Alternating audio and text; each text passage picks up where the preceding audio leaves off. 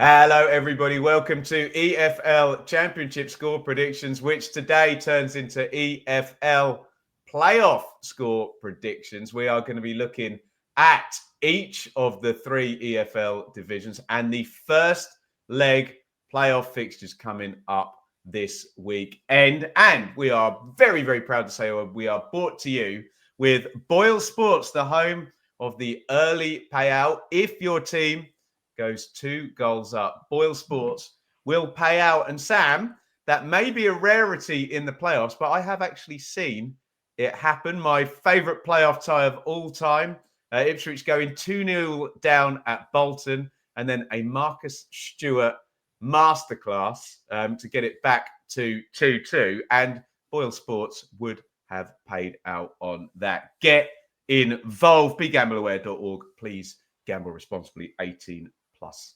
only. Right. Are you ready for this, Sam? We'll do the championship first. Complete transparency. I'm going to need Sam's help with League Two, but I think I'm good with League One. I need to give you some credit as well. I'm burying the lead here. Sam did take, in the end, the predictions crown for the second year running with a 9-6 win. You did it late, Sam, because you had Leeds winning 2-1 at Plymouth. Oh, did I? And you Lovely. had Burnley beating Millwall 3-1. Those were the two that won it for you, Sam. But I made a better fist of it this year. 21-20. Sam won it. Obviously, that means 5 draws in there. And I have received an email from our man, Chris, who's done spreadsheets of all our predictions, which I will take a look into to see just how many points we would have given to every team through the season. I'll send that on to you, actually, Sam, as well. So congratulations, buddy. But there is still work to be done. And you are up first. It is Thursday night, 6th versus 3rd, Bristol City versus Sheffield United. Well, I think the first legs will be slightly easier to get near, or in the right ballpark. I think the second legs often just go completely wild, don't they? And probably going to be more goals invariably in the second games when teams have to let their handbrake off. I've not even thought about this. I think tight. We spoke on the check-in about the enormity, obviously, for Bristol City. I think to go to Bramall Lane with an advantage. However, I just think it's been, quite a few years since they've been here. I think there'll be some nerves. I think Sheffield United are good for a draw. Could be 0-0. I'll go for 1-1 just so we get a couple of goals and a bit of excitement. And that is a scribble for me. I had exactly the same thing. I think maybe you could get Bristol City taking the lead, and then Sheffield United, I think if they were in that position and got it back to 1-1, would then be very, very satisfied. I was at, Sam, Norwich versus Leeds semi last year, and that was vaguely similar in respects of, 3rd versus 6th, and a team that was good at home against, a team that would fancy themselves to win the tie. And Leeds were very happy to just get that done, 0-0, get out of Dodge. I was going to take the 1-1, but I think you've left me with the 0-0. I just have it down as a draw, and we're not going to get a 2-2, like you said, in a playoff. I know I just mentioned one in the Boyle Sports promo, but I don't see us getting a 2-2 and a Desmond in the first legs of these. So I will go 0-0. Sam's gone 1-1. All to play for going to Bramall Lane, according to us. Get your predictions in the comments. I will lead off with Coventry versus Sunderland, where I think we could get a home win. And you look at these sometimes, and I know Leeds Derby a few years ago kind of blew up the, if you lose the home game or whatever, you can't win it. And Sheffield Wednesday, Peterborough, I think we've had a few rules broken by those results. But I wonder if Coventry could win by 2 clear goals and kind of put the tie out of sight. I don't think they will, but I do think they're going to win. I've got Coventry by 1, so I'm torn between 2-1 and 1-0. Maybe they get 2-0 up and then Sunderland grab themselves a goal to give that second leg a little bit more narrative. Coventry 2, Sunderland 1. 3 goals in a playoff semi-final first leg, Sam. Who'd have thunk it? Yeah, I very nearly completely agree with you. I just think maybe slightly cagier and maybe a late Coventry goal. But yeah, I think Coventry win the home leg is my thought process, and then go up to a fully lit cauldron for the second leg. And it could be overturned. Who knows? But I think right now, home form, the feeling at Coventry going into this one, you have to back them to win that first leg to give them a chance of going to Wembley. 1-0. I knew you were going to say 1-0. I wrote it down about 45 seconds ago. Right. Please keep watching, guys, because we're going to do League One and League Two, especially if you're a Championship fan, because one of the 4 teams we're about to speak about is going to be in the Championship next season. So, Sam, we've got Leyton Orient versus Stockport is the 3rd versus 6th. We've got Wycombe versus Charlton is the 4th versus 5th.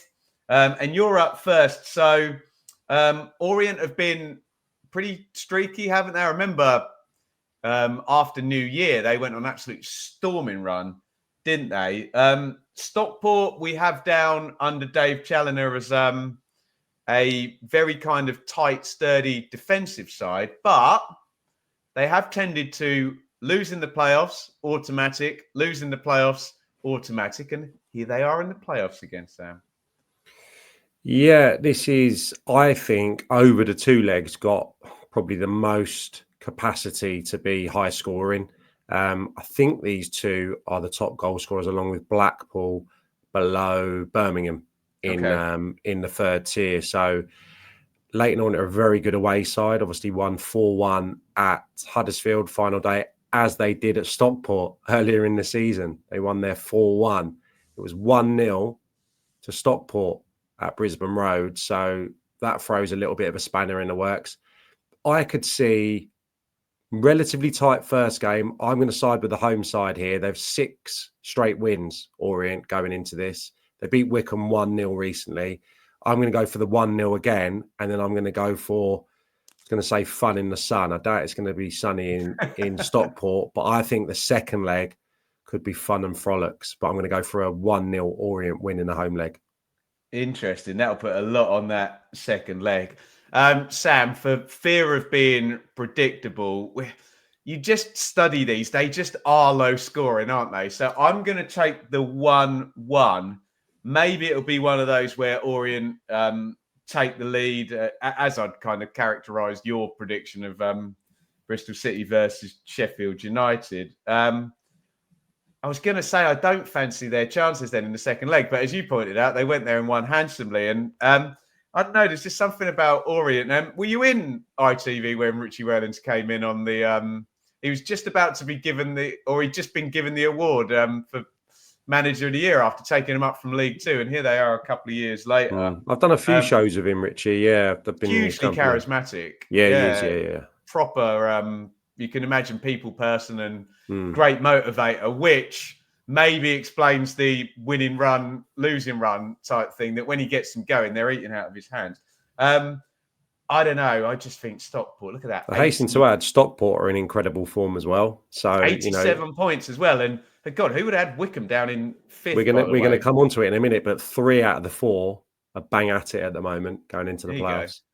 Okay. I assume with that, did I say 1-1 was my prediction? I think I did, didn't I? With that, let's move on to who I assume you're talking about, the out of form side, which is Wycombe Wanderers, who were right in the promotion race, weren't they? There were some big head-to-heads, weren't they? And I think Wrexham played Charlton and Wycombe played, I can't remember, on the same day. There were some really big games. If you're not following this, recently, Wycombe have lost 4-0 at home to Charlton. And I don't know, something about, I'm pretty confident that Charlton are going to get to Wembley here. We've covered Nathan Jones plenty as well, and he'll be all over this, won't he? I'm going to go Wycombe 0, Charlton 1. I think I might end up, spoiler alert, backing Charlton to win home and away in this. 0-1, Sam, what are you saying? Yeah, I'm in total agreement again. I mean, Yeah, I mean, you're going to have to come up with a very strong argument to tell me that Wickham are going to win this game, given the recent form and given that clash between the two. The one glimmer I give them is that Charlton have arguably got or had three of their kind of main players, protagonists in their upturn missing for the last game. Lloyd Jones went off at Wrexham and missed the last game of the season against Burton. Luke Berry and You did Thierry. a Wrexham Charlton game, didn't you? I did, yeah, and they didn't play well, and it was because of this reasoning, really. Luke Berry, Thierry Small missing. So there's three players that have been really vital components, I think, in Nathan Jones' kind of turnaround at Charlton. So if they're fit, I'd be very confident, or, two out of the three play, I'll be very confident that Charlton potentially win both legs, given just how out of sorts Wickham are. It's more than that. It's the feeling around the place, Yeah. It's the way, how subdued the supporters are and how lack of belief there is in Mike Dodds, who's obviously had a really tricky predicament coming in off the back of the success of Matt Bloomfield. So I agree with you. I will go for the 2-1 Charlton win.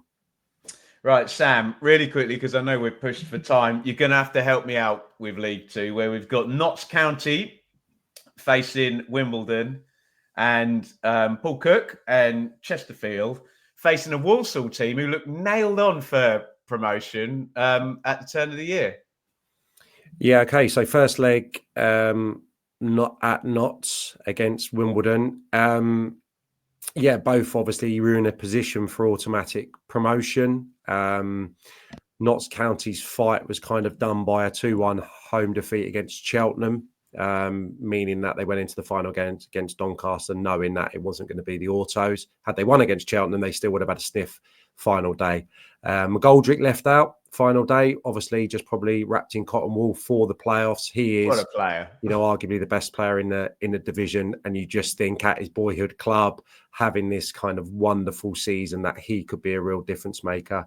In terms of styles, Notts County are a bit of both. There's a good cliche for you, but they're not, a team that are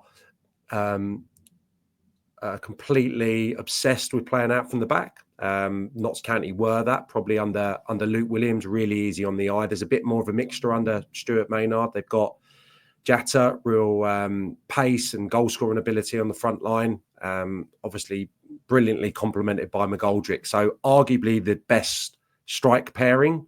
However, they set up going into the playoffs. It was 1-0 Notts County in the league. I'm going to go for the same outcome here. I think of all the playoff games, this could be the tightest one. I think it could be the reverse result at AFC Wimbledon, and we could be talking about extra time. Ooh, then they're penalties. It could be, I think this tie has got 3 goals tops in it. Tops. So you're going 1-0 Notts County. Okay, so I'm going completely off your knowledge of this, Sam. Oh, God. I didn't really get onto it there, but AFC Wimbledon far and away the best defensive team in the division. What's let them down is obviously, I would say, a lack of numbers in terms of goal scoring threats. Matty Stevens obviously had a terrifically good season, but outside of him, they haven't probably hit the numbers that they should have done. So they are a brilliant defensive side, don't give a lot away. But, that's been kind of their hindrance in the last few weeks. Okay, you have heavily influenced me then with that last little bit of insight to go 0-0 then, Sam. If you're saying it's a great shout. Yeah, okay. I'll take the 0-0. And I guess I know a little bit more about Chesterfield because I know a little bit more about Paul Cook, having followed him and with him having managed the team I support as well.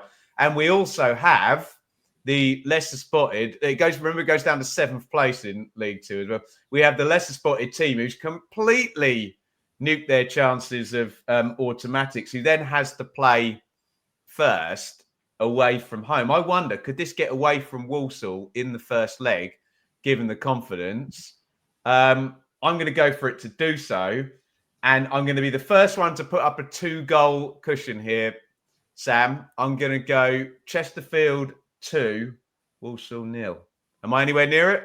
Yeah. I mean, I think I read this morning that the last time Chesterfield were in a playoff position was the 29th of December, I think, until Snuck in there. final day. To say they've been going under the radar is an understatement, but this is a team full of goals. I think these are the two top goal scorers in the division. Obviously, that's Correct, plateaued yeah. somewhat for Walsall in recent times. I mean, you just have to look at the form to see who is going to be favourites in this tie. I was going to say clear favourites, but Chesterfield have to be favourites going into this, despite the discrepancy in points given the form. Walsall won final day. Matt Sadler's had a little shuffle of the pack. He's playing kind of with 2 10s now. Amanchi, the centre forward, not Jamal Lowe, not Adoma, obviously not Nathan Lowe back at Stoke. So he's had a little look to just try and refresh things, and they got the victory final day at Crewe. But I think on form, you have to go for Chesterfield in this home leg. But I will give Walsall the opportunity to salvage at home. I'll go 2-1 Chesterfield. Brilliant stuff, Sam, and much appreciated on the League Two. If you've been following on Sky, Sam has been back and forth to Bradford and Walsall and all and sundry, and obviously, a former colleague of Johnny Jackson's, who's the Wimbledon manager. So amazing insight, Sam.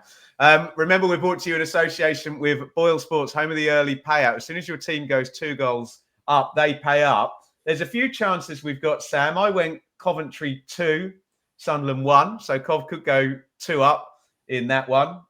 You went 2-1, Charlton to win at Wickham. So they could be going 2 goals up. And we've both got the potential of Chesterfield going 2 goals up. And remember, in all of those instances, if you're on with Boyle Sports, they will pay out at 2-0. Now, over to you down there in the comments.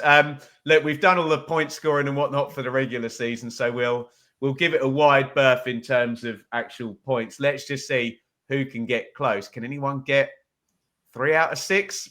Bob on in the playoffs. It's very, very difficult. We're really, really looking forward to it. I dare say with the turnaround, it's going to be tricky to get Sam in for another check-in before the second legs, but we will definitely get him back for more predictions for leg 2. And then we'll probably get Sam's insight all in all on the 2 legs before we get to Wembley. We get a little bit of time then. So brilliant stuff, Sam. Congratulations on your win in the regular season in the EFL Championship. I now owe you 2 dinners because I still haven't bought you the one. Let me just say, let's have a little side bet, shall we, for the playoff picture? Yeah, we'll do the same accumulation of points, and you can stick £10 in my back pocket when I'm victorious, or we can give £10 to charity or something. Let's give it to charity, shall we, Sam? But yeah, I'm most definitely definitely in on that one. Yeah, and if anyone wants to match their £10 in the comments as well, we can do a little charity whip around. There you go.